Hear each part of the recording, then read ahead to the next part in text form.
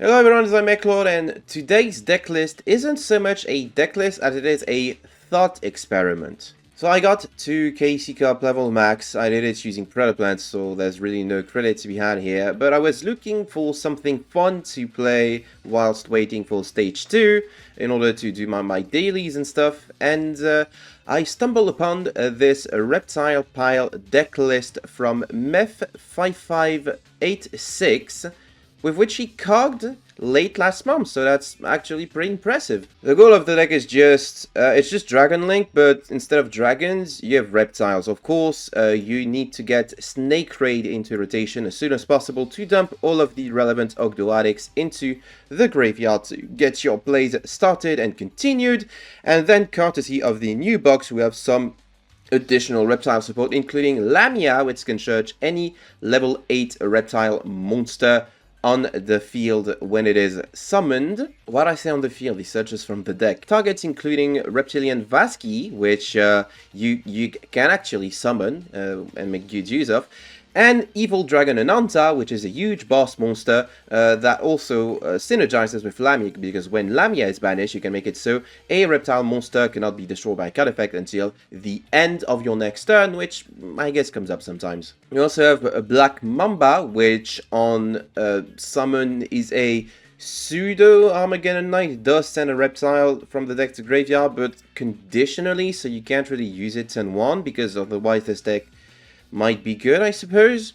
And Yamori Mori, which is a really cute card. And then, you know, classic reptile good stuff. We have the Ogdoadics, we have Reptilian Coatl, which is still a free summon and a level 4 tuner. And we have Snake Rain, of course. We have Ogdoadic Water Lily, which is a monster, which can be a monster reborn. Book of Eclipse, because it's just a good card. Reptilian Spawn, because it provides us with some link fodder, and this is what the deck does. The extra is pretty straightforward. If we can make Voidwalker Dragon, that's the synchro we're going for. Otherwise, we're going for the rank 8 Divine Dragon Knight Felgrand on our first turn for disruption, or Dingesu to destroy or disrupt our opponent, rather. We can also go through King of the Feral Limbs to search our missing pieces. Evil Soul Nightmare, because it's still a pretty good card. We have the Nightmares to get rid of stuff that we don't want. We have Reptilian Echidna, which it's actually pretty good. And we have Alien Shock Trooper M-Frame, which is the one monster in the deck I'm least convinced by. I think this one could be removed and replaced with like Borlord Thor Dragon, rather, in order to give this deck the ability to OTK a bit more easily. But that's just me, though. That's the deck list. Let me show you a couple of replays that I thought were pretty fun. This first replay is going to be against Altergeist. I don't know if you could tell from the fact that I'm playing against Godsgal, but I'm playing against Altergeist, and I'm going second, which is never what you want to be with Geist specifically. So, my opponent does have something pretty cool up their sleeve. They're going to set a personal spoofing and then immediately tribute it for Majesty Maiden, the Draco caster. And then set 1 and pass. So I'm going to activate my skill in order to return Book of Eclipse to the deck and draw another card, which just so happens to not be a Snake Rain because I already have Snake Rain, but Black Mamba. Black Mamba is, of course, a pretty decent extender. So I am going to pitch the Reptilian Lamia to the Snake Raid, and my opponent is going to add a Draco fighter, not that I really care about. I'm going to send all the Ogdoadic monster that I need in my grave, revive the Nunu, at which point my opponent is going to personal spoofing, returning the manifestation in order to add a Multifaker, triggering the Multifaker in hand, which I'm going to summon, and then activate the Multifaker effect in order to summon a Silquidius, returning the Multifaker and the Nunu to my hand, except Nunu is being banished. Fortunately, I did have Black Mamba, so I'm still able to send Lamia to the graveyard in order to change this thing's battle position, not that it matters really much. And then Ogdoadic Water Lily is going to make sure that I am able to revive the Lamia and get the Evil Dragon Ananta. Then I am going to bring the Ogdoadic level 8 monsters from my graveyard into my field, starting with Curse, which is going to bring back the Noya, which is going to get me an Ogdoadic Daybreak.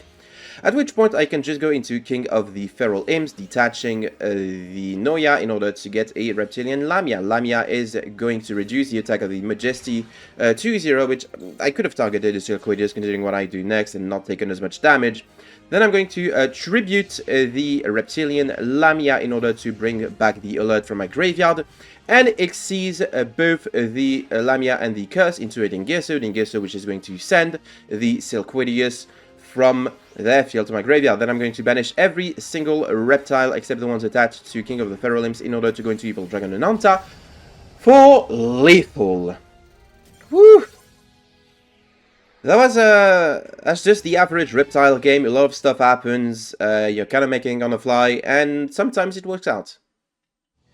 For the second duel, I am going to be playing against Windwitch. Windwitch, which is a deck that doesn't really like going second, which sucks for them because I am going first. So, pretty good opener. I'm still going to activate my skill to put a Coatl back and draw a Noya, which I'm then going to be able to pitch for the Snake Rain that I drew, and then, you know, go through the motions Nunu, then summon the Black Mamba, then the Coatl. Summoning the Coatl here was a mistake, because it clogs my field that the Curse can't revive something, which is a bit annoying.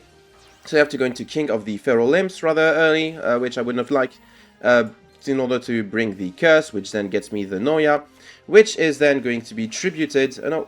Sorry, I attributed the wrong thing. I attributed the King of the Feral Imps because I want to go into Divine Dragon Felgrand, then normal the Lamia, get the Evil Dragon Ananta for the hypothetical next turn, and then exceed both of my level 4 monsters into an Evil Swarm Nightmare, which, pretty decent setup, pretty okay-ish setup, I reckon. So, my opponent's going to summon a Ice Bell from their hand, and then get a Blizzard Bell from their deck, which I'm immediately going to flip face down with the Evil Swarm Nightmare. I'm going to deal 250, I don't really care. They're going to summon a Glass Bell, which, I can't Nightmare because they normal summon it. But then they're going to Synchro Summon the Windwitch Winter Bell. I don't want to see the animation. Goodbye. Which I'm going to be able to flip face down with the Evil Swarm Nightmare. They're going to set one and pass. This should be an easy lethal, but the thing with easy lethal is sometimes not that easy. I'm going to send Yamioromori from my graveyard in order to bring back the Noya, which is going to get me a Daybreak, which I'm then going to summon the Reptilian Coatl and put them both together into a Void Ogre Dragon. Sensing danger, my opponent activates Ice Breeze Refrain, which is going to revive their Glass Bell and get them. I guess I should have negated with the Divine Dragon Knight Felgren here in order to stop them from getting an Ice Bell. I didn't, and that was a mistake. So at this point, I'm just going to be able to banish everything from my grave. Banish every single reptile monster. Banish a whole lot of them in order to get a really huge Evil Dragon Ananta, which I'm then going to be able to make immune to destruction by card effect. I'm then going to activate the Divine Dragon Felgren Night Dragon in order to send the alert to my graveyard, summon it, return 2 reptiles from deck to grave, but then from banish to grave rather. But then turns out they have wind, they wind channeler, so this isn't lethal in the end phase. I'm just gonna let Evil Dragon Ananta pop the win, because otherwise I would have been forced to pop one of my own cards, which sucks. By the way, did you know Evil Dragon Ananta targets, and this is not reflected in the card text whatsoever? I think it's really annoying. I think this is one of the many things Konami should fix with Duel Links. So I'm pretty sure this card has a printing, or at least a database entry that says target one card on the field, destroy it. Which sucks. We should have updated PSCT text for every card in this game, and I don't know why Duel Links isn't doing it. Anyway, while I was rambling, my opponent is just going through the motions, making Crystal Wing, and then making Crystal Wing. Which, if you didn't realize, I'm pretty sure that's lethal. They could have attacked my alert and dealt huge amount of damage. I guess 3,000, so I wasn't lethal anymore, but decided to go for the Divine Dragon Knight Felgrand instead. I'm not sure why they would do that. Anyway, with my extras and luck, I just have to go into Dingesu real quick right now. So Dingesu is going to try and send, except that they have the Ghost Mourner in hand also, which is an additional level of really annoying. So fortunately I can just normal summon Black Mamba, force the Crystal Ring, because well, I can just beat it by battle, and then tribute the Black Mamba for the OGDOADIC Daybreak, which puts a token, with which I'm going to be able to summon Reptilian Echidna. Echidna on Link Summon is going to reduce the attack of the Crystal Wing to 0, and then the timer is running short, so I'm just doing whatever here, returning stuff to my graveyard. I'm summoning the Noya, summoning the Nunu, putting them into King of the Feral Imps once again. Remember, I put this back into my deck with the OGDOADIC Daybreak. And Lethal. Wow, what an interesting game. What an interesting, fun game. I guess my opponent didn't miss Lethal, but I certainly made a couple of mistakes here. And last but not least, this duel is going to be against Predaplants. What else? Of course. And, let's just say it doesn't go great. My opponent is going first, I'm going second. Not the worst hand out there. Opening the Vasky is highly beneficial. My opponent is going to reveal the Saracenian and the Substitute to get a Predapractice added to the hand. And then activate the Predapractice to get the Saracenian. I see a lot of people just like starting with a normal summon. Not sure that's the thing you should be doing with Predaplants.